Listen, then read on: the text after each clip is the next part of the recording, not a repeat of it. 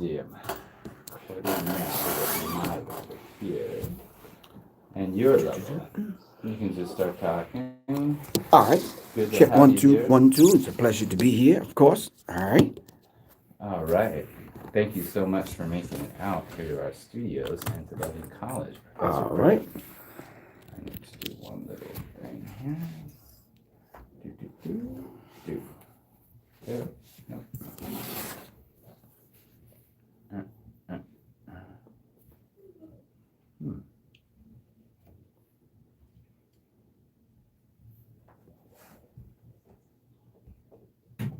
Okay, let's try that.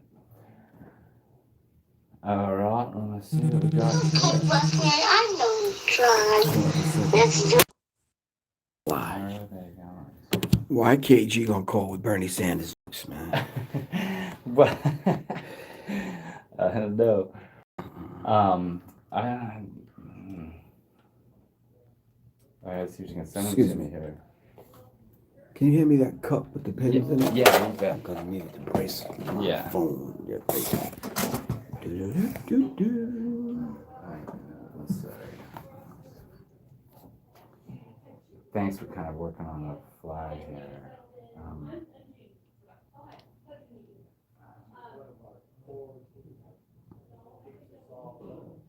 Okay. Too much communication, blocking other communication. Yeah. Then it's like, mic check, tell me your name, how you spell it, how do you want to be introduced? This is pre-recorded, say things as you need. Okay, got it. Okay, do you want, I can give you the questions right now? Or just No, do them that's- live? Let's do it live. So, Yeah. I'm recording right now. Let's go. All right, good afternoon. My name is Gregory D'Elia for KBCS. Good to have you all listening in.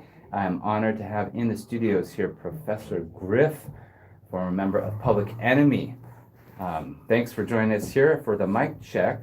I've been asked to tell me your name and how you spell it. How do you want to be Oh, introduced? okay. This is the mic check. Yeah. Oh, mic So, check is sorry. always interesting. It's an interesting name, mic check. Okay. My name is Professor Griff. Of course, I am my father's son, and I'm my son's father. But yeah, I think this screen is It blocking. is. Let's push that back. I totally messed up your setup. No, it's all right. I We think got the it. people, people on the other end of these phones will understand Okay. that you just pushed it all that you around. just pushed my phones like out of the way. It's Oh man, I'm being a mess. no problem. It's been a fun week and All right. a busy time, but good. It's really great to have you here, Professor Oh, Griff. good, Really, thanks. I mean, you brought so much to the music All world right. and the message out there. So, All to right. finish that mic check, how do you spell it, and how do you want it to be introduced? Just introduced as Professor Griff. That's a Public Enemy. That's it. And it's PROFESSORGRIFF.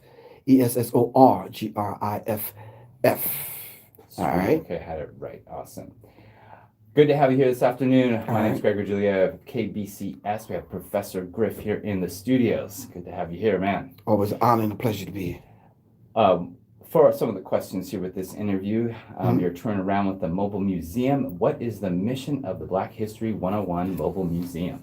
Well, the Black History 101 Mobile Museum, of course, is a creation of Dr. Khalid El Hakim, who was he's a former Detroit public school teacher who's been collecting now for over 29 and a half years. I've been with him 16 of those years. And basically the concept of it is trying to get young people to come to the museum, any museum. You only do that on class trips, especially when I was growing up.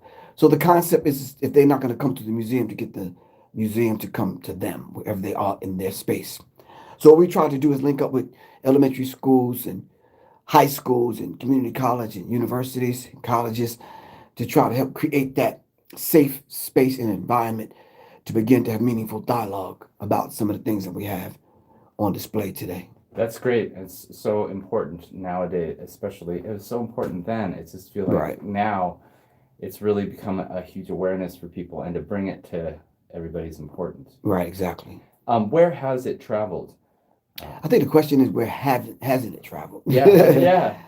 Yeah, this is my 16th year, so I've crisscrossed the country. I think the furthest I've been with it is Hawaii, and the closest is any hood near you. Right on. You didn't even catch that, Griff. No. But anyway, I didn't. we've been to Detroit. Surprisingly enough, we haven't been to too many HBCUs, historical black colleges and You universities. haven't? Oh. No. But we've been, crisscrossing America for a minute now. Yeah. So yeah. She's But not only in schools. We've been to community centers, outreach programs. I was in a church last week, Trinity Church in Chicago, with Pastor Moss. Beautiful brother, beautiful family, beautiful community. They have an African-centered perspective going on over there in reference to how they approach religion. So it's a beautiful thing. We've been all over the globe. Yeah. And that's intense. That's great that you're able to do that. What is really what's really talked about now to me and what is important is speaking to truth, and how that's a challenge to speak to truth. Or how would you respond to that question? How challenging is it to speak to truth? Oh, it's not challenging to me at all. It depends on the individual. I think the best thing that ever happened to the coward was the internet. Oh man. Because Right. you can hide and be someone Right. else on the internet. But to speak truth to power, it's not difficult to speak the truth at all. Now, it's not what I say, it's what you understand and how you receive it. Mhm. Malcolm X said, if you throw a rock in a crowd of dogs, the only one that hollers is the one that get hit. Mhm. You understand what I'm saying? So some say truth hurts, but the truth is the truth. The truth don't need you and I to approve it. Right on. Okay, Right. so it needs, Yeah. No. so it's your fair. understanding of the truth, not how I say it, because maybe I have a raspy voice and my hat turned backwards and some people get offended, but it is what it is. People just have to understand that it's the truth and you have to wrestle with it. Can we name a truth? Can we mention a truth? Yes. What's a truth according to you? What's the An truth? absolute truth. To me, that's a question I'm battling with every day. Well, can I help you truth out? To me would be here, but please help me because I'm learning every day. Debunking what the meteorologist may say tonight on the Live Witness News team. Yeah. The sun will come up tomorrow. Depends on the clouds. Nonetheless, it'll still come up, right? Right. Is that an absolute truth? Only from the science we know. And that science would be what? The science of The Earth and the Sun. Oh, the yeah, sun so traveling trust me. around exactly. if you're right? gonna be here on the planet tomorrow, the sun is coming, bro. Yeah. Now you could take that or let it alone. You could say Griff is lying. You can vilify me for it, whatever. But the sun is coming. And that's the truth. That's still That gonna is the happen. truth. So whether I tell it, you tell it, or this beautiful young lady over here tell it, nonetheless, it's still the truth. Now you could give me your cloudy day perspective, but nonetheless, the sun is still up there, right or wrong. True. That. Oh, thank you. Yes. All right. Thank you for that.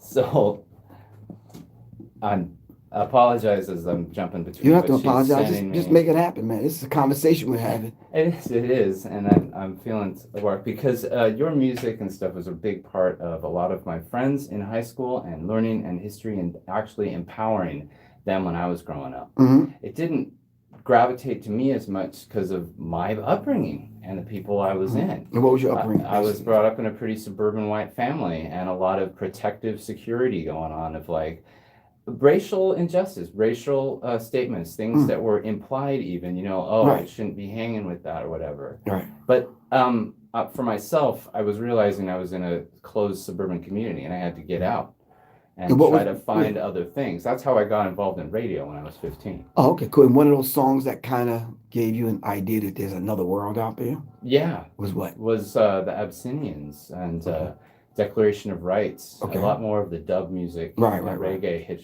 my Okay. ear. Peter Tosh with Right.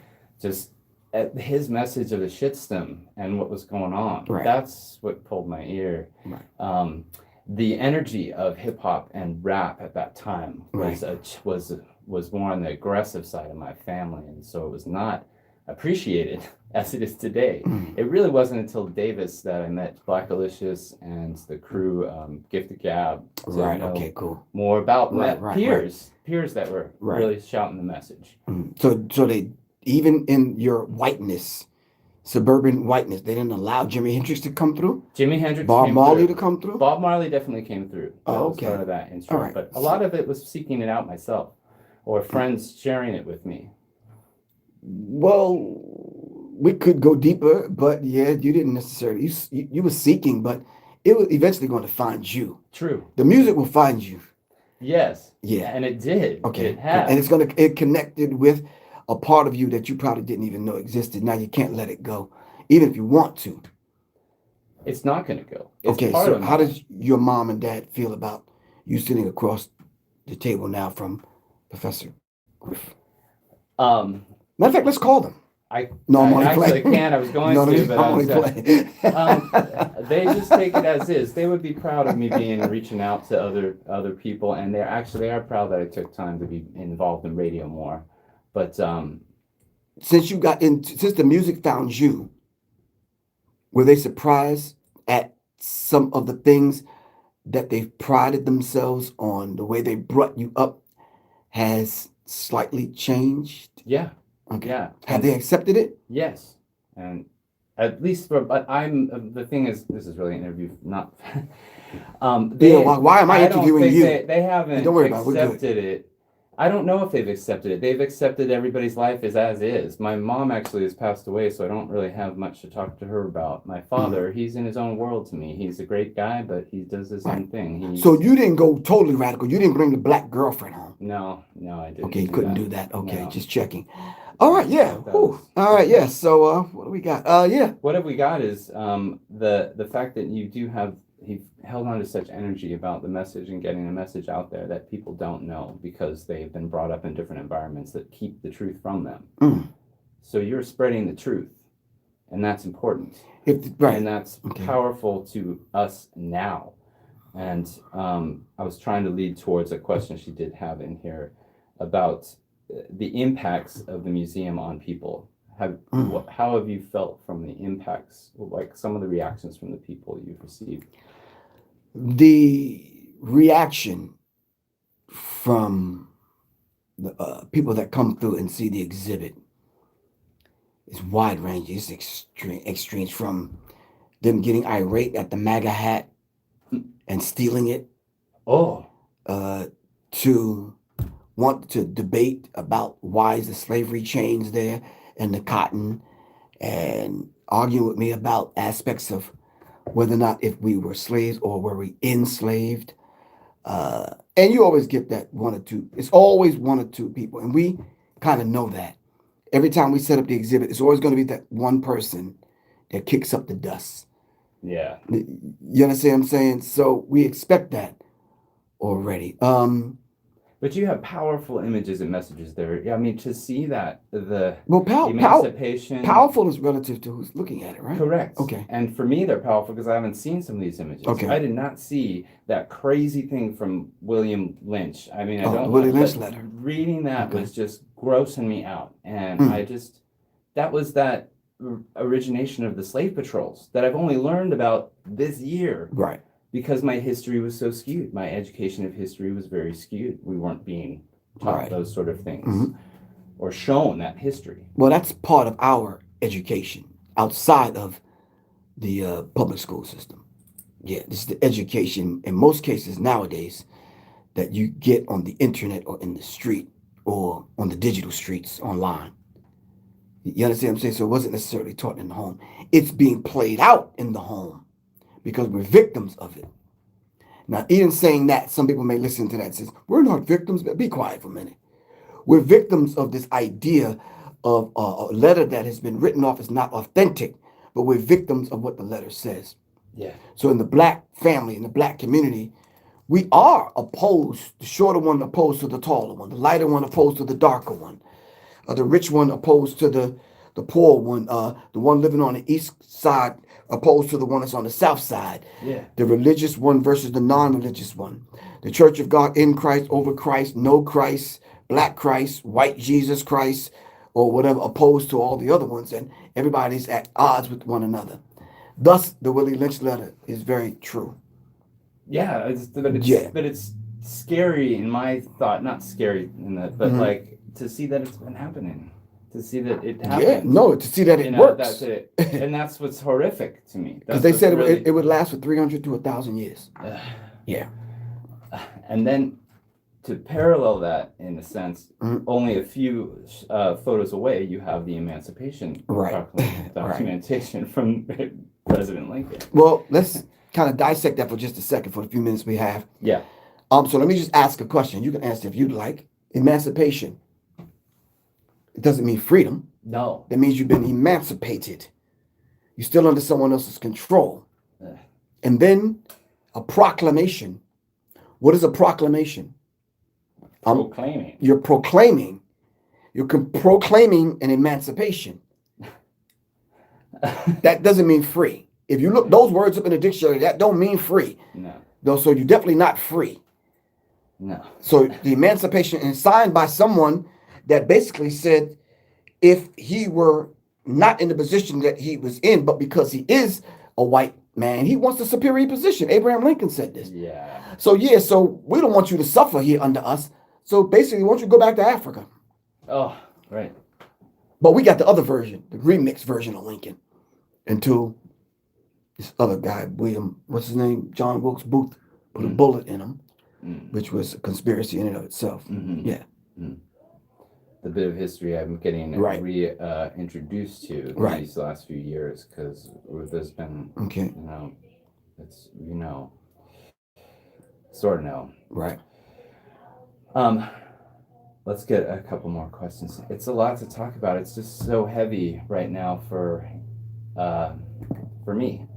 It's heavy for me. Well, Greg, can I ask you something just real quick? Yeah. So if we set up an exhibit from slavery all the way to hip hop, and then a little bit of politics mixed in between, everything from cotton and slavery chains all the way to MAGA hats, and Kobe Bryant and Barack Obama and Michelle Obama, it seems like it weighs heavy on people. Yeah. And I'm saying, like why? This is what we live every single day. And we don't control the narrative at all. So, but what's the weight of it that you feel?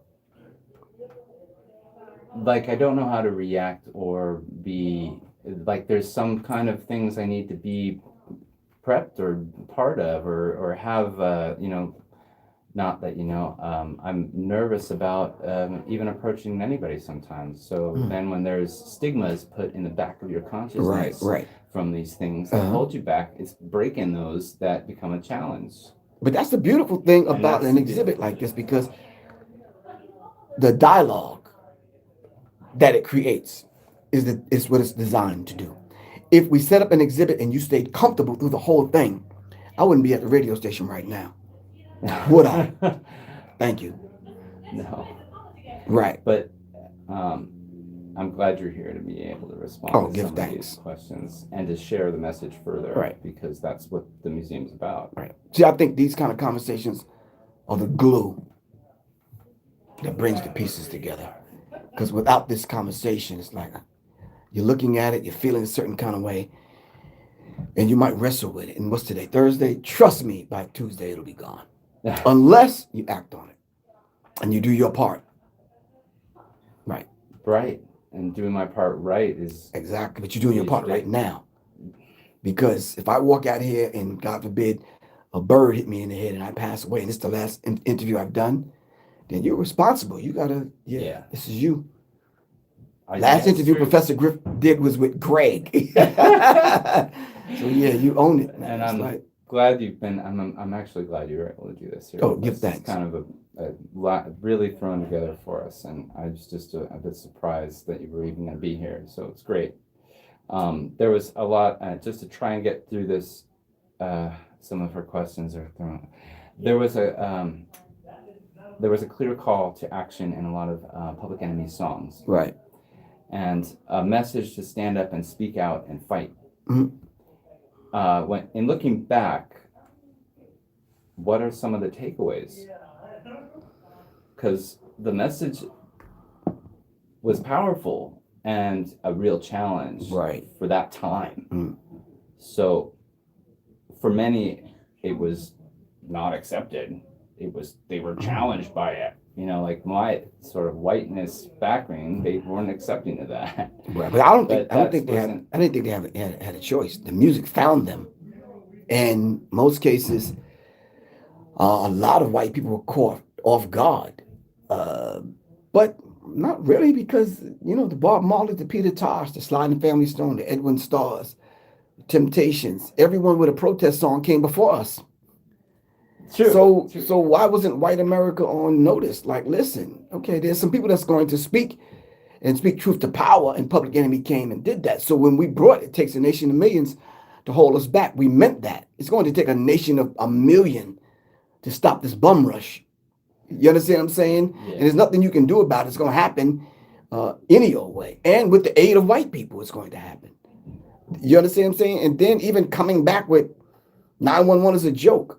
You call the ambulance service in the hood, you might as well call it a cab. Shit, you might as well call a taxi before they come.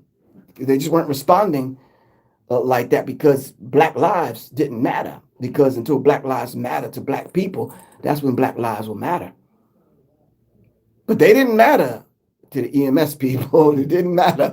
Not at all. So when we came back with Hazy Shade of Criminal, we held a mirror up to white America and said, look, this is what you look like. That was it. Yeah. And they took it, and we're seeing where we are today. We're still struggling with the unity of the country. We're still struggling. I mean, it's totally separated right now, it feels. Yeah, but I think, 46 minus 1 came along. He was selected to be the president because Hillary Clinton obviously beat him. And he just was used for what he's being used for, to divide people's spirit and divide the country.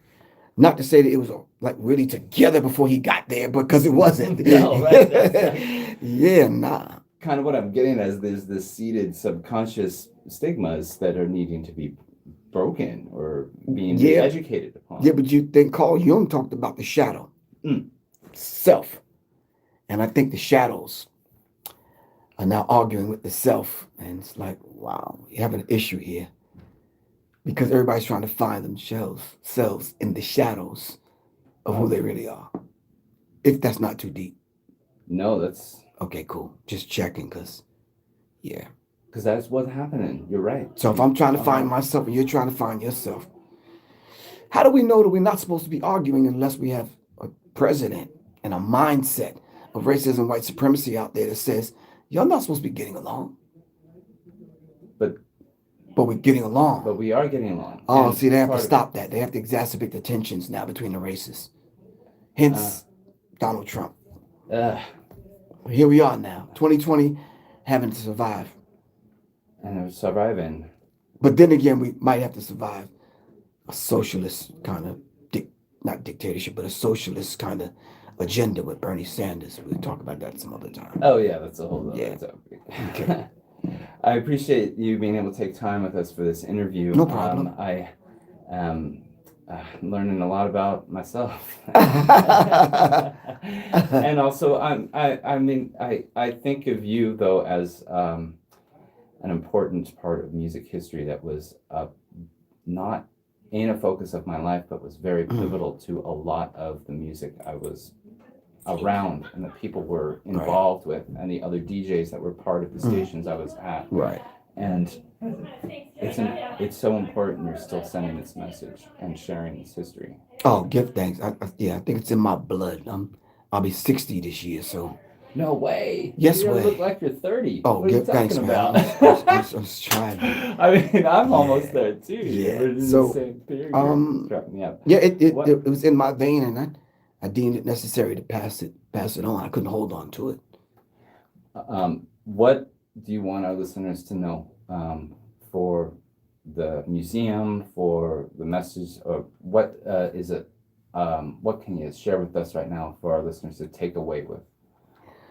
I think the 3-part answer would be the museum is designed to focus and look at it through the lens of Black people having to tell our story. Our story needs to be told to us by us. Right. Then I think on a basic human level, just basically leave people better than you found them. And what's wrong with that? So after my conversation, I had to know that I left you intact and you well and you're good to move on and to pass this on to three other people. And then I say, you know, just above and beyond that, just let the music speak for itself, man. Just vibe. I mean, if you got your $2 to get in the party, come make it happen, man. Contribute to the vibe. Let's make it happen. Yeah. Right. You dig? Didn't they used to say that in the 70s? You dig? They did. You did. All right. You That's grooving on it? That's groovy. You grooving and All doing right. on the other beat. All right. Well, thanks so much, Professor Griff, for being here, making it to KBCS Studios in the Bellevue College campus. No problem. You're speaking tonight at the Bellevue College. I'll be speaking at 6 o'clock. Yep. 6 o'clock. All right. We're right on that. Ladies and gentlemen, please stay tuned to 91.3 to KBCS. All right. Stay in tune. Sweet. Can I get you to do our sort of straight up IDs? Oh, as okay. well? Greetings. This is Professor Griff of Public Enemy, and you're listening to the 91.3 KBCS. I'm used to saying W. I don't know why. Oh, they're on the East Coast. Okay. I think that's why. And maybe just one more. Or One more. How about the throw it last on one? there. Sure. All right, you ready? Yeah. Peace. This is Professor Griff, ex-minister of Public Enemy. All right, and you're definitely tuned in to 91.3 KBCS. You gotta feel the vibe, man. For real, this is sure enough groovy. You dig? Peace. Fantastic, man. Thank you All right, so much. I gotta get back out of here. I gotta gotta get you back All out right, of here. cool. Back to the museum. All right, peace, man. Thanks, Greg. I really appreciate you, man. I do too, man. All really. right, don't hurt nobody. I do my best not to. All right.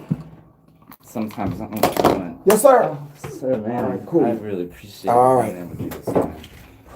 And I'll walk back. I'll help you. Whatever you